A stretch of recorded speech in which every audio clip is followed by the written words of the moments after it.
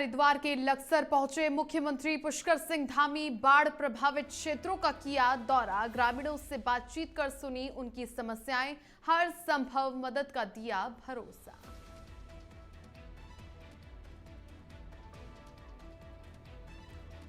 प्रदेश की 13 महिलाओं को मिलेगा तीलू रौतेली पुरस्कार। 33 आंगनबाड़ी कार्यकर्त्रियां भी होंगी राज्य स्तर पर सम्मानित। 4 सितंबर को IRDT सभागार में होगा आयोजन।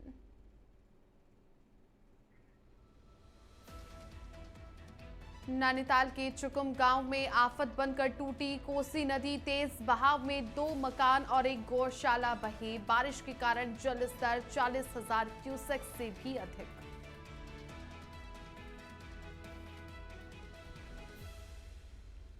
हरिद्वार में गणपति मूर्ति विसर्जन के दौरान एक युवक गंगा में डूबा। पैर फिसलने और तेज बहाव के कारण हुआ हादसा। सर्च ऑपरेशन जारी।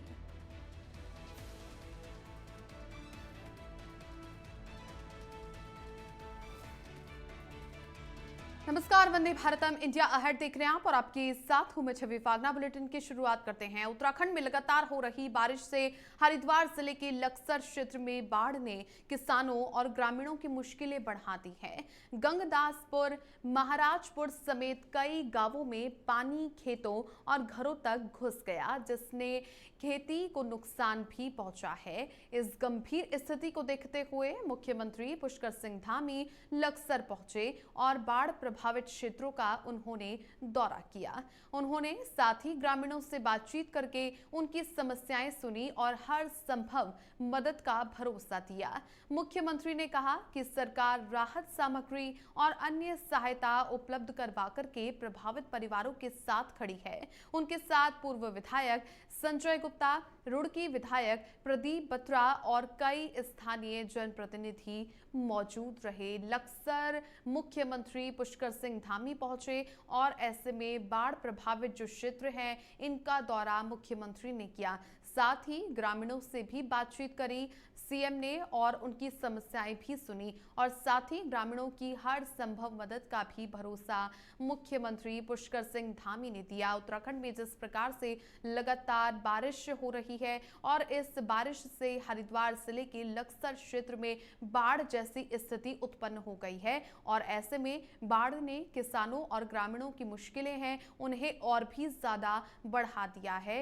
इन गांवों के तहत गंगदासपुर, महाराजपुर समेत जो कई ऐसे गांव हैं वहां पर जो पानी है भारी मात्रा में खेतों और घरों तक घुस गया, जिससे खेती को भी नुकसान पहुंचा है और ग्रामीणों के जो घर हैं और उन्हें भी काफी नुकसान हुआ है। और तमाम जो गंभीर स्थिति है उसे देखते हुए सीएम धामी भी लक्सर पहुंचे और ऐसे में बाढ़ प्रभावित क्षेत्रों का दौरा उन्होंने किया।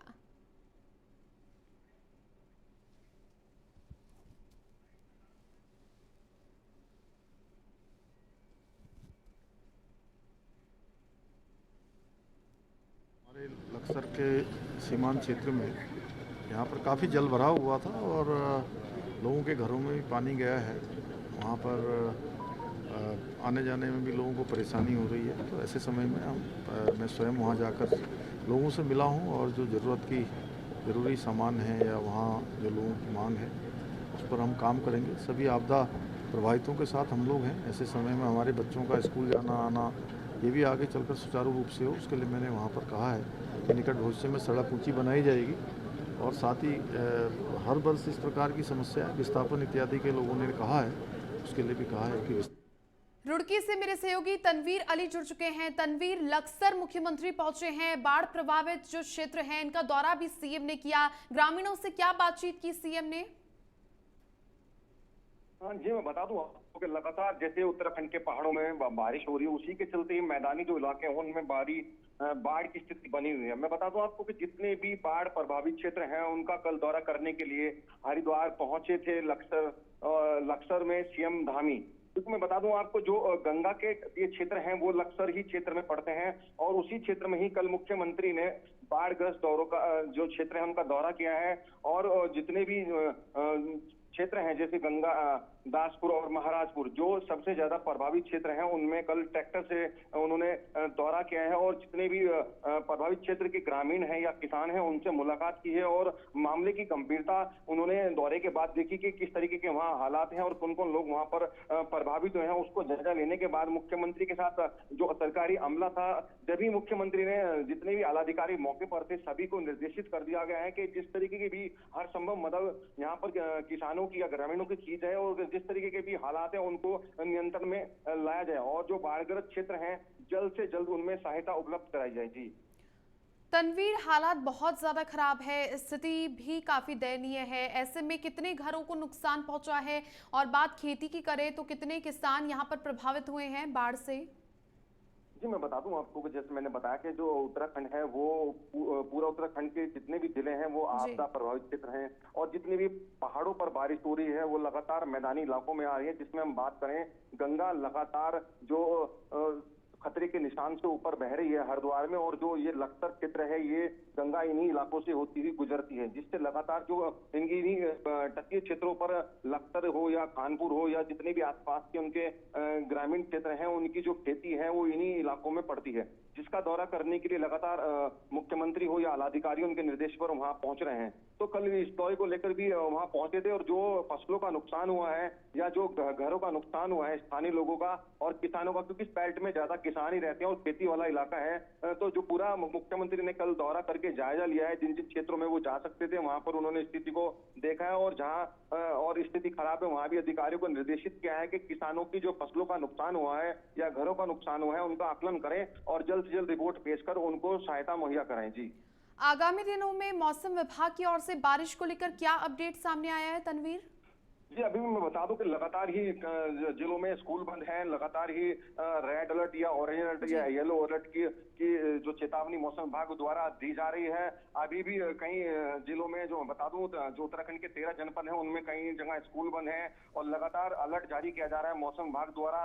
सरकार पूरे जो मौसम विभाग द्वारा मॉनिटरिंग की जा रही है सरकार के निर्देश पर और लगातार जितने भी अधिकारी हैं उनको अलर्ट मोड पर रखा गया है और जो जितने भी इलाके हैं लगातार उन पर नजर रखे जारी है। और अभी भी अगर हम बात करें बरसात की तो इतनी भारी बरसात के बाद भी अभी भी मौसम विभाग द्वारा आने वाले समय में भी बारिश की आशंका जता रहे हैं। जी ठीक है तनवीर, आप हमारे साथ जुड़े रहिए और देखिए उत्तराखंड में जिस प्रकार से तस्वीरें देखने को मिल रही है वो अच्छी नहीं नजर आ रही है। हालांकि मुख्यमंत्री पुष्कर सिंह धामी इन तमाम हालातों पर नजर बनाए हुए हैं। आगे बढ़ते हैं, बड़ी खबर का रुख कर लेते हैं। उत्तराखंड के हरिद्वार में रुड़की के नारसन ब्लॉक में पीआरडी जवानों ने अपने अधिकारियों के खिलाफ हंगामा किया और गंभीर आरोप लगाए। जवानों ने कहा कि बीओ और डीओ की हट धर्मिता के चलते उनकी ड्यूटी दूर दराज के क्षेत्रों में लगाई जा रही है, जिससे वे आर्थिक संकट में है। उनका ये कहना था कि 650 रुपए प्रतिदिन के वेतन में 30 से 40 किलोमीटर दूर की ड्यूटी करना मुश्किल है और सफर में अधिकतर वेतन खर्च हो जाता है। कुछ जवानों ने आरोप लगाया कि ड्यूटी देने के नाम पर रिश्वत भी ली जाती है। नारसन क्षेत्र के स्थानीय जवानों की ड्यूटी हरिद्वार में और हरिद्वार के जवानों की ड्यूटी नारसन में लगाई जा रही है। जवानों ने चेतावनी दी है कि अगर समस्याओं का समाधान नहीं हुआ तो वे बड़े आंदोलन पर उतरेंगे। तनवीर मेरे सहयोगी लगातार जुड़े हुए हैं। तनवीर, जवान काफी खफा और नाराज दिखाई दे रहे हैं और ऐसे में नारसन ब्लॉक में पीआरडी जवानों ने अब हंगामा करना शुरू कर दिया है। पूरी जानकारी दीजिए। जी मैं बता दूं कहीं ना कहीं जो नारसन ब्लॉक है उसमें पीआरडी जवानों ने हंगामा किया है और हंगामे की बात मैं बता दूं कि उन्होंने बीओ और डीओ पर लगातार हठधर्मिता का आरोप लगाया। उन्होंने कहा कि जो इलाके हैं उनमें उनसे अलग क्षेत्रों में दूर दराज के जो इलाके हैं उनकी ड्यूटी लगाई जा रही है। इसी को लेकर ही कहीं ना कहीं पीआरडी जवान नाराज थे और लगातार अपनी शिकायतें जब वो दर्ज करा रहे थे उसके बाद भी अगर उनकी बातें नहीं मानी गई तो उस मनमानी के चलते ही उन्होंने एक इस तरीके का ये कदम उठाया और जो हंगामा किया है लगातार उन्होंने बताया कि 30 से 40 किलोमीटर दूर उनकी जो ड्यूटी है वो लगाई जा रही है। अगर बात करें हम उनके वेतन की तो वेतन को लेकर भी उन्होंने कहा है कि जो उनकी तनख्वाह है वो उस हिसाब से नहीं दी जा रही जिस हिसाब से उनको ड्यूटी दी जा रही है या जितनी लंबी दूरी पर उनको भेजा जा रहा है। तो पूरा मामला जो है उसको लेकर उन्होंने गंभीर आरोप भी लगाए हैं अधिकारियों पर और साफ तौर से उन्होंने कहा है कि जब तक हमारी समस्याओं का समाधान नहीं होता ये हंगामा लगातार जारी रहेगा। और इस तरीके की जो शिकायतें हैं वो आलाधिकारी तक भी पहुंची हैं क्योंकि लगातार वो शिकायत कर रहे थे। उनका कहना था कि जो उनके संपर्क के अधिकारी हैं उनसे वो संपर्क कर रहे थे और अपनी जो व्यथा है वो उनको सुना रहे थे और अपनी जो दिक्कत है उनके समाधान की बात कर रहे थे, लेकिन जब समाधान नहीं हुआ तो इस तरीके का कदम उन्होंने उठाया है और आगे भी इस तरीके की मांग अगर पूरी नहीं होती तो वो लगातार इस तरीके का कदम उठाकर अपने प्रदर्शन को जारी रखेंगे। जी ठीक है, बहुत शुक्रिया तनवीर आपका तमाम जानकारियां साझा करने के लिए। अब समस्या का यदि समाधान नहीं होता है तो जवान आंदोलन करने को मजबूर हो जाएंगे। पीआरडी जवान लगभग 15 साल से कार्यरत विभाग में, पुराने हो चुके हैं, सीनियरिटी में है। समस्या ये है कि हमारी ड्यूटी लगाई गई थी 6 माह के लिए, 4 धाम यात्रा सीजन ड्यूटी के लिए, थाना और ट्रैफिक की ड्यूटी थी। सब लड़कों की यथास्थिति ड्यूटी लगी एरिया वाइज, भाई ज़्यादा खर्च ना बढ़े, क्योंकि कुछ पे वाहन है, कुछ पे साधन नहीं है, कुछ पे नहीं है। और मौसम की वजह भी है, एक कारण ये भी है कि मौसम, बाढ़ के हालात सब जगह हैं, पूरा देश झेल रहा है। उसके 2 महीने बाद हमारी कावड़ थी, कावड़ ड्यूटी लगी, थानों से हट गए। कावड़ के बाद तुरंत विराम दे दिया गया। हम सब पीआरडी जवान आज यहाँ इसलिए इकट्ठा हुए हैं कि हम पीआरडी जवान हैं सभी, कोई हरिद्वार से परे का है, कोई हरिद्वार से उरे का है, रुड़की का है।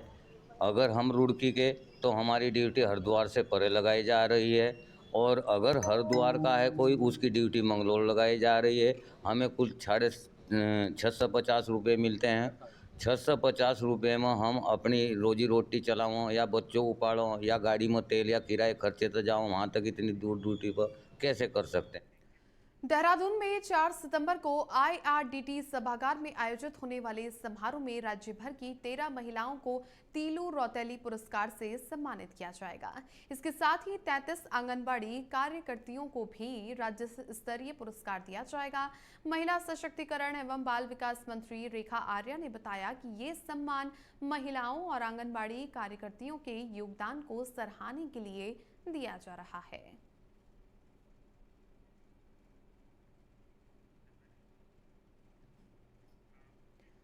नैनीताल जिले के रामनगर तहसील से 24 किलोमीटर की दूर चुकुम गांव में कोसी नदी आफत बनकर टूटी है। लगातार बारिश से जल स्तर 40,000 क्यूसेक से अधिक हो गया है और तेज बहाव में मंगलवार को 2 मकान और 1 गौशाला नदी में बह गए। गनीमत रही कि समय रहते लोग सुरक्षित निकल गए, लेकिन उनका सब कुछ तबाह हो गया। एसडीएम प्रमोद कुमार ने बताया कि नदी तटबंधों के ऊपर से पानी बह रहा है और हालात बिगड़ते ही जा रहे हैं। प्रशासन ने ग्रामीणों को स्कूल और रिश्तेदारों के घरों में शरण लेने के निर्देश दिए हैं। लगातार काफी बरसा है, इस संबंध में अलर्ट जारी किया गया था। हम लोगों ने तहसील स्तर पे और ग्रामीण स्तर पर भी ग्रुप बनाया हुआ है लोकल लोगों का, सारे पटवारी और सब जुड़े हुए हैं और उसके माध्यम से सभी को सूचित कर दिया गया था कि 2 दिन काफी बरसात है, इसलिए नदी तट के जो लोग हैं वो सुरक्षित रहेंगे। और लोग थोड़ा पानी भी कर रहे थे, लेकिन आज दोपहर में करीब शाम को 5 बजे के दौरान पानी का जलस्तर बढ़ने से चुकम गांव के हमारे 2 मकान क्षतिग्रस्त हो गए हैं। ये मकान भी किनारे पर ही थे और पहले से उनको मौका निरीक्षण करने पर उनको बताया भी गया था कि आप उसको बरसात के दौरान खाली करके चले जाएंगे। तो अभी संज्ञान में आया है कि वो लोग इस घर में चले गए हैं। हालांकि हमने स्कूल में व्यवस्था कर रखी है। चमोली से खबर है, जहां पर गैरसैंण में बदहाल स्वास्थ्य सेवाओं के चलते मरीजों और गर्भवती महिलाओं को गंभीर समस्याओं का सामना करना पड़ रहा है। हाल ही में फुलठुंगी घनियाल गांव की 25 वर्षीय प्रसूता सुशील देवी और नवजात ने डिलीवरी के दौरान उचित इलाज न मिलने के कारण दम तोड़ दिया। इस घटना के विरोध में गैरसैंण सामुदायिक स्वास्थ्य केंद्र के सामने हजारों लोग, महिला मंगल दल, क्षेत्रीय लोग, जनप्रतिनिधि और व्यापारी इकट्ठा हुए और मुख्य बाजार से रामलीला मैदान तक रैली निकालकर प्रदेश सरकार और स्वास्थ्य मंत्री के खिलाफ जोरदार प्रदर्शन किया। प्रदर्शनकारियों ने विशेषज्ञ डॉक्टरों की शीघ्र ही नियुक्ति और स्वास्थ्य सेवाओं में सुधार की मांग की।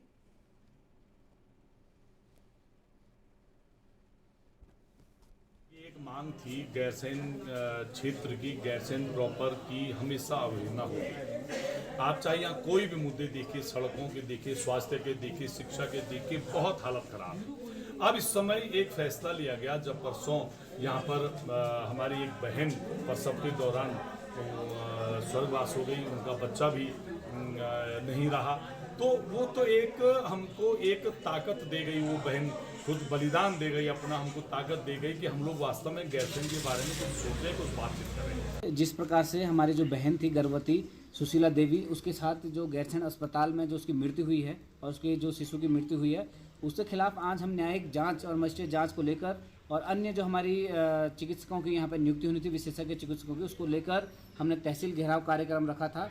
और आज जब इस तहसील घेराव कार्यक्रम में एसडीएम, एडीएम और सीएमओ मौके पर पहुँचे, उसके बाद कुछ बातों पर जो न्यायिक जैसे उसमें से मजिस्ट्रेट जाँच पर उन्होंने तुरंत तत्काल आदेश जारी किए, कुछ डॉक्टरों की नियुक्ति भी की है और उसके अलावा हमारी 7-8 मांगें अन्य भी इसमें थी, तो उन पर कुछ बात बनी, लेकिन हमने आंदोलन अभी समाप्त नहीं किया है। जो आंदोलन हुआ था यहाँ पे गैरसैंण में तहसील में डॉक्टर्स की मांग निगत हॉस्पिटल में संबंध में जो है इन चारों बात किया गया। आंदोलनकारी जो यहाँ थे आंदोलन में आए थे सबसे बात किया गया और जितने मुद्दे थे उन पर डिस्कस किया गया उन पर और ऊपर भी बात किया गया, शासन से बात किया गया, तो सभी को सोल्यूशन जो है उन्होंने निकालने का प्रयास किया, निकाला भी गया है सोल्यूशन। मजिस्ट्रेट जांच की बात की जो घटना हुई थी परसों, उसकी भी जांच का आदेश कर दिया गया था, कार्रवाई हो रही है उसमें। बाकी और जो डॉक्टर्स की मांग थी कि उसमें कल ही जो है ऑर्डर किया था सीएमओ साहब ने कि यहाँ पर एक सर्जन, एक एलएमओ और एक जो है रेडियोलॉजिस्ट की तैनाती कर दिया है, 2 दिन वीकली आएंगे वो, उसका कर दिया गया। बाकी जो है यहाँ पे जो है वो और जो डॉक्टर्स की मांग यहाँ पर है उस संबंध में जो है शासन और डी लेवल बात किया गया, सीएमओ साहब द्वारा कार्रवाई की जा रही है। हरिद्वार के कनखल क्षेत्र में राजघाट पर गणपति मूर्ति विसर्जन के दौरान एक युवक गंगा में डूब गया। 38 वर्षीय निखिल गुप्ता अपने दल के साथ विसर्जन के लिए गया था, लेकिन जैसे ही मूर्ति गंगा में डाली गई, उसका पैर फिसल गया और तेज बहाव में वो दूर बह गया। मौके पर मौजूद लोग उसे बचाने की कोशिश में लगे, लेकिन पानी के तेज बहाव ने उन्हें सफल नहीं होने दिया। पुलिस ने तुरंत ही सर्च ऑपरेशन शुरू किया और लापता युवक को ढूंढने के प्रयास जारी हैं। घटना का वीडियो भी सामने आया है, हालांकि इंडिया अहेड इस वीडियो की पुष्टि नहीं करता।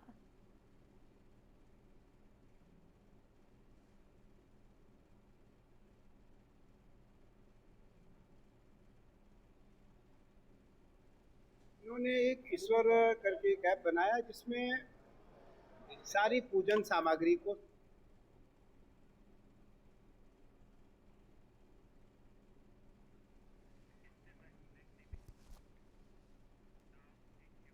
उत्तराखंड के हरिद्वार में सिद्धपीठ दक्षिण काली मंदिर में कैलाशानंद महाराज ने एक ईश्वर ऐप का शुभारंभ किया। इस डिजिटल पहल का उद्देश्य श्रद्धालुओं को घर बैठे दर्शन, वर्चुअल आरती और पूजा सामग्री का अनुभव प्रदान करना है। महाराज ने बताया कि ऐप के माध्यम से प्रसाद और पूजा सामग्री सीधे घर घर भेजी जाएगी, जो कि पूरी तरह शुद्धता और पारंपरिक रीति रिवाजों के अनुसार तैयार की जाएगी। एक ईश्वर ऐप आस्था और तकनीक का संगम है। इससे दूर बैठे भक्त भी आध्यात्मिक सेवाओं से जुड़ सकेंगे। एक ईश्वर करके एक ऐप बनाया जिसमें सारी पूजन सामग्री को शुद्धतापूर्वक बनाने का प्रयास किया है। और समृद्धि क्योंकि हमारी बेटी है, हमारी शिष्या है, और मैं ये कहना चाहता हूँ ये बहुत अच्छी बात, अगर घर घर तक अच्छी पूजन सामग्री पहुँचे और उस पूजन सामग्री से हमारा अच्छा पूजन होगा तो निस्संदेह हमारे घर में समृद्धि आएगी, धर्म अर्थ काम और मोक्ष की प्राप्ति होगी। इन्होंने अब खबर उत्तराखंड के चमोली से है, जहां पर लवाणी गांव के लोग भू धनसाव और सड़क ध्वस्त होने से संकट में है। देवाल मुख्यालय से वाण तक की मुख्य सड़क, जो कि लगभग 15 गांवों और नंदा देवी राजजात यात्रा की जीवन रेखा है, बीते 1 महीने से खराब हालत में है। लगातार भू धनसाव के चलते गांव के घरों में दरारें पड़ चुकी हैं और घरों में पानी घुस रहा है। कल काम कर रही जेसीबी भी गिर गई, लेकिन चालक सुरक्षित बचा। ग्रामीणों और सामाजिक कार्यकर्ता हीरा सिंह गढ़वाली ने कहा कि पीडब्ल्यूडी सड़क सुधार में विफल रहा और उन्होंने मुख्यमंत्री धामी से अपील की है कि ये मार्ग तुरंत ही बीआरओ को सौंपा जाए। बीआरओ पहले ही सर्वे कर चुका है और ग्रामीणों ने अस्थायी समाधान कर आवाजाही सुचारू करने की मांग की है। मैं अभी ठीक लवाणी गांव में हूं। विगत 30 दिनों से ये रोड ब्लॉक चल रही है और यहाँ पे हमारे डीएम साहब और थराली के एसडीएम साहब, तमाम कर्मचारी भी यहाँ पर आ चुके हैं। हमारे विधायक जी भी यहाँ पहुँचे थे और कल रात को ये रोड खोलने के चक्कर में जो है मशीनी चलेगी। इसका उस्ताद जो है पिथौरागढ़ से है, राजेंद्र सिंह नाम का इसका पायलट है, जिसकी जान भी लवाणी गाँव वालों ने बड़ी मुश्किल से बचाई। मैं अपने यशस्वी मुख्यमंत्री पुष्कर सिंह धामी जी से निवेदन करता हूं और अपने चमोली के डीएम संदीप तिवारी जी से निवेदन करता हूं इस रोड को तत्काल खोला जाए। नंदा देवी यात्रा के लिए ये रोड सुचारू कर दी थी मशीन जो यहाँ पे गिरी हुई है ये, तो यहाँ पे कल रात को हमारे सुनने में आया कि कल रात को भी काम चल रहा था और अचानक मशीन पलट गई और जमीन धंसने के कारण मशीन भी पलट गई है। हरिद्वार के ज्वालापुर क्षेत्र में आर्यनगर चौक के पास में कार चालक विवेक रावत ने शराब के नशे में ठेली और ऑटो में टक्कर मार दी। हादसे में ठेली मालिक सब्जी विक्रेता जहीर गंभीर रूप से घायल हो गया, जिसे अस्पताल में भर्ती करवाया गया। पुलिस ने चालक को हिरासत में लेकर के मेडिकल कराना सुनिश्चित किया। जानकारी के अनुसार विवेक रावत सेक्टर 3 BAHEL कोतवाली रानीपुर का निवासी है और तेज रफ्तार से वाहन चला रहा था। घटना त्यागी परिसर के सामने हुई, जिससे क्षेत्र में अफरा तफरी मच गई।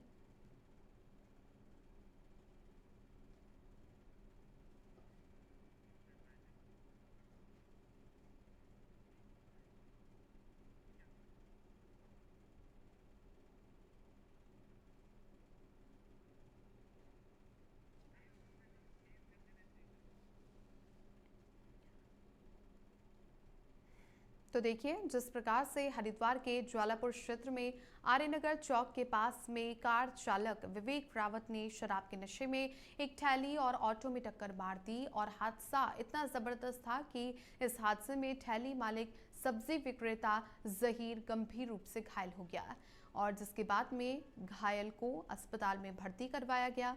साथ ही पुलिस ने चालक को हिरासत में ले लिया है और चालक का मेडिकल भी करवाया जा रहा है। जानकारी के अनुसार विवेक रावत सेक्टर 3 का रहने वाला है, कोतवाली रानीपुर का रहने वाला है और तेज रफ्तार से वो वाहन चला रहा था। इसके बाद में घटना त्यागी परिसर के सामने हुई, जिससे क्षेत्र में अफरा तफरी मच गई। हालांकि जो कार चालक है उसे हिरासत में पुलिस ने ले लिया है। इस बुलेटिन में फिलहाल के लिए इतना ही। आप देखते रहिए इंडिया अहेड, वंदे भारतम।